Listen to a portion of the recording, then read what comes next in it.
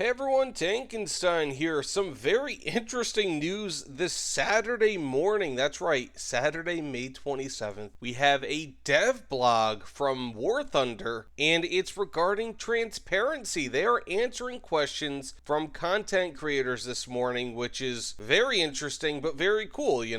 Ultimately, this is another sign that they're willing to move forward with more transparency in the future. At least I hope. Hopefully this sort of thing continues, because some of these are very, very interesting and there are a ton of questions. Now, of course, I'm not going to go over all of these because that sort of video would be an hour, and I'm not one of those YouTubers, but of course I will try to pick out some of the ones that I found very interesting. Coincidentally, the first one is very interesting in my opinion. So question number one, we are concerned about the comparatively low efficiency of the post-penetration effect of low caliber heat rounds, such as, for example, on the RU-251, Obel 74, Panzer M41, the AML 90, PT 76, T92, etc. I totally agree. Anything that's typically around 90 millimeters or less, but more so around 76 millimeters, 75 millimeters, you have mediocre post-pen damage of the heat and heat FS. It says, we are planning to rework certain aspects of shaped charged jets for lower caliber rounds. These rounds do have a very narrow post-pen jet, and there are lots of real-world examples of instances where lightly armored vehicles remained mobile and even in fighting condition after taking a hit from heat. Because of this, we don't plan on making these particular munitions overly powerful, but in regards to destroying modules and incapacitating crew in the path of the jet, we are planning some changes that will make their damage more consistent. So it sounds like they are about to get some sort of a buff, and when I say about, I mean this could be in a few months, a few weeks, maybe even a year, but it sounds like there might be some sort of a buff that will be related to damage mechanics, not just some overall damage buff, but rather how these interact with enemy tanks, which is pretty cool. Even if it's a pretty minor buff, it will still make an impact and will result in more kills from those, so it'll make vehicles like the Obel, the RU-251, all that more effective and thus more worthwhile, especially after the RU-251 saw its BR increase, I believe about a year or so ago. That would really be nice because it's just not the same vehicle that it used to be. Next up, light vehicles might be very die hard, being able to absorb 3 to 4 rounds because fuses are unable to arm. This is a big topic for players and a common talking point inside our team as well. There are several possibilities that we're considering, but they will take time to develop. Keenly aware of this issue though, and we'll introduce a solution if and when we can. So basically, if you guys don't know, especially in top tier, when you have vehicles that are more or less like wheeled tank destroyers, for example, oftentimes they have like 5 or 10 millimeters of armor, and that is not enough to actually make a shell blow up or do much post-pen damage, because the shell just goes right through those things, especially when it comes to the Italian battle cars. So this is a pretty cool thing in my opinion. Hopefully they make it so that it's a little bit more consistent against those vehicles, because oftentimes you'll shoot them like 4, 5, 6 times and they are not going to die. It's very, very weird because they're light vehicles, but they are tougher to kill. And again, I'm not going to go over all of these. That's just not going to be possible. I'm not going to make that long of a video, but is it possible to refine the reloading mechanics when the loader is knocked out during a gun misfire, then the reload cycle starts again? Absolutely, it's a good thing to bring up, especially for vehicles with a very long reload time. We have a solution in mind for this one. We can try to save the reload progress after a certain percentage of the reload cycles reached, say 80% for example. At this stage, the round is already in the breach, so there will be no need to restart the entire process over. Also, for 2-part ammunition, the loading process could be split into 2 stages, so the cycle wouldn't reset to the start if one part of the projectile has already been prepared and the loader gets knocked out. That would be so awesome. Oh my, whoever asked that question, and again, this is content creator, so it says today we'll answer questions from our content creators. Whoever that is, give yourself a nice pat on the back. Great question, and this is something that I hope Gaijin implements. That would make battles just so much better for people who do not have autoloaders. Whoa, that would be amazing. Oh, this is another good one. Do you like the idea of giving free backups when purchasing top tier premium vehicles? We do. Great. Awesome. That's such an easy one to implement, Gaijin. Holy cow. that is another benefit. I mean, that's another very minor thing, but still a very important thing for the economy. It says, we'll consider including an initial amount of free backups with high tier premium. Okay, that's a caveat right there, but still pretty cool. In the future to incentivize players to stay in battle. Maybe it'll be 5, maybe it'll be 10, maybe it'll be more than that. Who knows? Let's not cap it like they do with kills and RP penalty or RP rewards, but you know, that'd be pretty damn cool. That would be really, really awesome to see. I mean, with the cost of backups in game, I really don't see them giving too many, but that would still be a really, really neat thing to see. This is another good one, and I think it was Oddballs in one of his recent videos that brought this up. Do you have plans to create a tutorial on mechanics of top tier vehicles, such as anti-aircraft missile systems, drones, etc., with an option to customize controls for such mechanics? Yes, we do. We're planning various tutorial elements for our more modern systems, which is great. He brought up a great point in saying, if you purchase a top tier premium vehicle, and of course you never even got into top tier before, you have to set all your keybinds, you have to learn everything from scratch. All the tutorials are on low BR vehicles, and so you jump into it and you see people, and this is a good example. I'm an experienced player. I've got something like a 2.5 3 KD with the SU-25K, right? And it's, you know, there are people with much better KDs than that even. Whereas I see people who have like a quarter KD or a half a KD, right? Like they get 5 kills for every 10 deaths.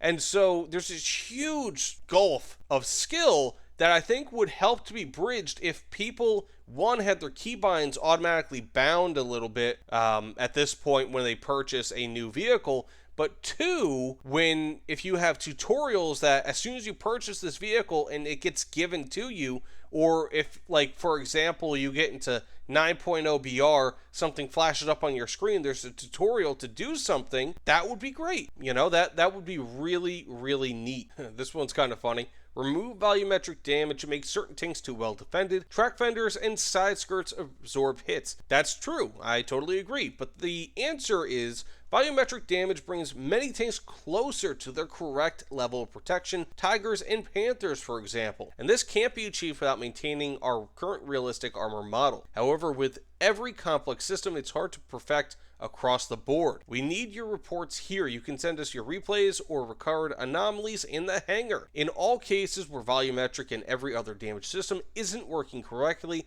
we will fix it, or at least we'll do our best. We appreciate that volumetric was a big adjustment to tank battles, and it wasn't present from the start of the game and thus required some adaptation. But we believe that this more realistic model adds to War Thunder. So we'll be working on improving it as much as possible. So, I mean, ultimately, it seems like volumetric shells and damage is really just here to stay. However, hopefully, you know, this means that there's an accelerated state of improving it. Because, of course, I remember when volumetric was first added, it was ridiculous. I mean, like, I think that they didn't do it correctly, where something like if you hit between 2 armor plates, it never penned, because it basically added up the armor of plate 1 and plate 2 into, you know, 1. So, like, if you had a shell that could go through 250 millimeters of armor and there were 2 plates of 200 millimeter armor and you just kind of hit right between them, it would basically add those up into 400 millimeters of armor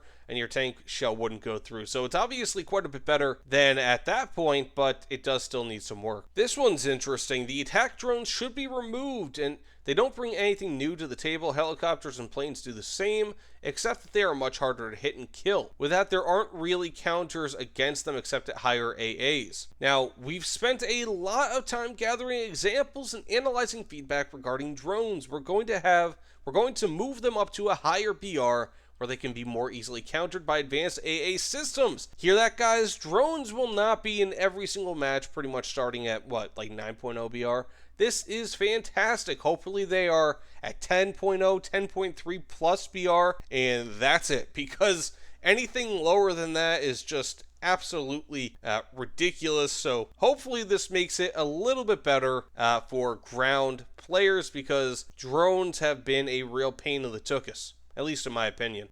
Now we are on matchmaking, and I'll pay attention to this second one here. For me, the big problem is the size of the maps on Air RB. I agree. It happens that prop planes are thrown into simulation maps. Please remove large maps from ARB on low and medium tiers. Agreed. Big maps can become sometimes, or boring sometimes when populated with slower aircraft with a lot of downtime between engagements. Yes, I don't know why that was a thing in the first place. When we implement a way of displaying which maps appear at which BRs, see below, we'll adjust the appearance of large maps at the lower tiers. Regarding smaller maps from top tier though, see the request above. We're trying to not add smaller maps to fast jet battles, and we'll try to introduce less instances of this. That sucks. I really like smaller maps at fast with jets, just because it's just a mashup real quick, and it doesn't really favor BVR. That would be, in my opinion, I think we should keep those. But however, currently many players still do ask for them,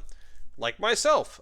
In my opinion, I think that in lower BRs, of course, I mean, I've had things where I had the Grand Canyon map with basically, it was the Swedish version of the Brewster Buffalo. What was it, like the B5129, whatever it is. And it was just terrible. It was a terrible experience. And I mean, it happens more often than you'd think. So yeah, hopefully they get rid of those really, really large maps for prop planes, or at least lower BR prop planes. But we'll have to wait and see. But it's kind of a shame that they're really getting away from small maps altogether, because I still like those. You know, I really still do, at least when it comes to 11.0 and below vehicles. So this one's a bit interesting, even though, in my opinion, it's a little bit strangely worded. Maybe there's some sort of a translation error here, I'm not sure. But it says, I'd like you to increase the chances of going into a battle on a vehicle of maximum available for this battle VR. So basically, I think they're saying I'd like the chances of being in a down tier more often. Anyways, I once performed an experiment and found out that I got into battles using the highest BR vehicle only in around 11 to 14% of cases. Sure, overcoming hardship is valuable, but not that often. It's demoralizing. Ultimately, the session consists of players within your BR spread who are currently in the queue. There's no additional factors that directly put you at a certain battle rating. On top of this, regarding full up tiers, only 4 players on each team have the possibility of being at the top BR. So even if you are lower BR relatively in a match, you won't be fighting a team entirely comprised of vehicles more advanced than yours. That's actually interesting. I did not know that. I don't know if this was common knowledge beforehand, but only 4 players are ever going to be at the top BR in a match. Now, of course, I don't think that means anything, at top tier, like a 12.0 BR for air or 11.7 BR for ground. However, that's pretty interesting. That was something I never knew about. This one's also interesting. Add BR limitations for each map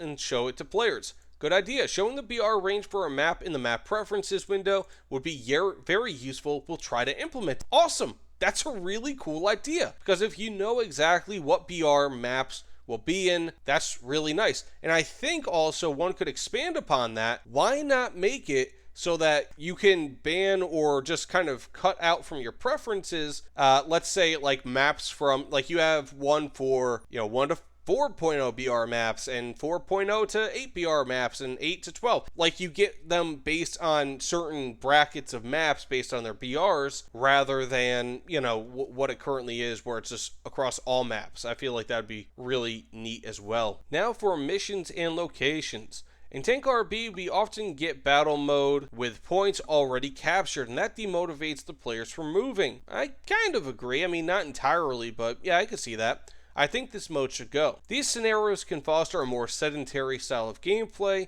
will probably reduce the chances of these maps appearing in the rotation, and will likely remove them, at least some of them. So that's pretty interesting. I did not really consider that, but that's a very good point. Ooh, this is a really good one. I am stoked. Do you plan to exclude night missions from rotation in case the player doesn't have night vision and thermal sight modules, or maybe introduce an option to disable those missions? We have decided to make night battles optional.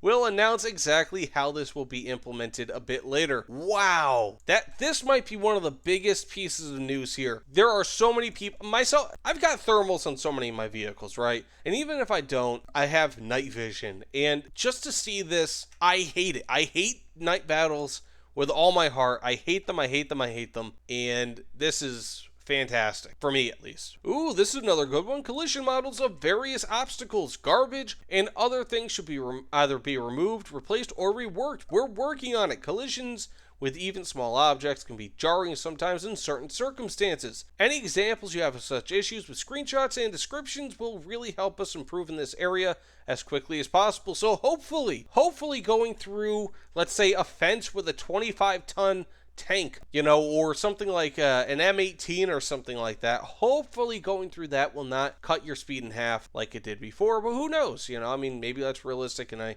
just don't realize it. Next up, this is a very interesting one as well, and kind of goes towards what people were saying with the economy. Are there any plans to additionally reward the top 5 players at the end of the battle? So this is overall in terms of score, not just on each team. We do have plans along those lines for sure, but we're just not sure if rewarding the top positions is the healthiest way to go.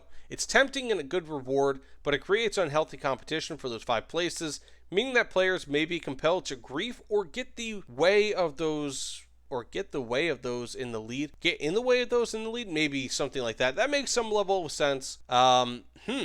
That actually makes some sense there.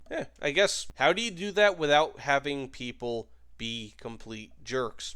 I don't know. But beyond this, it's pretty much just all specific, map-based questions. So, that being said, this is pretty interesting. There are some things in here that kind of directly speak to the economy. There are some things in here that speak to long-standing gameplay issues. And, to be honest with you, I am all for it. Some of these changes some of these things are fantastic, and occasionally Gaijin has had a turnaround time when they've done these Q&As of a few weeks or a few months. Occasionally it's been over a year or two. So we'll have to wait and see exactly how long some of these changes will take. But again, when it comes to that reloading mechanic thing, the Heat FS, for example, the Heat FS one will only affect certain vehicles, but other things like the reloading, the maps, and all that, these are really cool changes that I hope are made. Pretty much all of these, or a lot of these, were very beneficial. So that said, let me know what you guys think in the comments below. Again, hopefully, as much as I hated to see it because I love War Thunder, hopefully this backlash is the start of something, of a big change in War Thunder. I hope that they become more transparent and not just, word service where they're trying to just kind of quell any sort of future quote-unquote uprisings or quote-unquote boycotts, because the boycott that started yesterday apparently didn't do all too well thus far. But again, we'll have to wait, see how long, in the future, in about 2 weeks, if for example, Steam charts show any market decline in player playtime. But regardless, this is a really positive step forward. The dev team giving a nice and long Q&A. It's not just 5 questions, it's dozens of them. So I'll link it down below. But either way, thanks again, and I'll see you all on the other side. Take care, everyone.